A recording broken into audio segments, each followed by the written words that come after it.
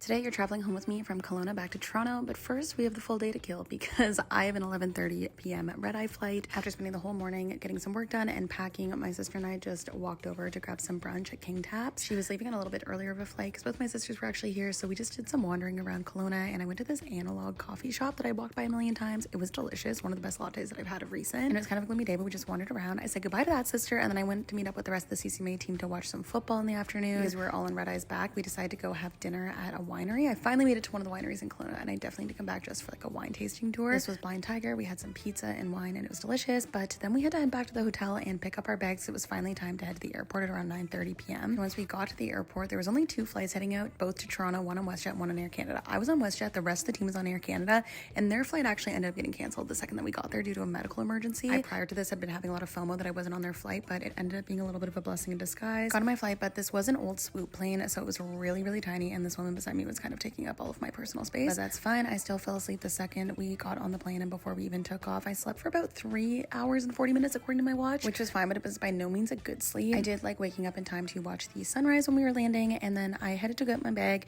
It actually took like no time at all at the carousel. I was really shocked. I hopped in an Uber, and then I was home, where I actually fell asleep for another 3 hours until like noon. So happy to be back. Thanks for flying home with me.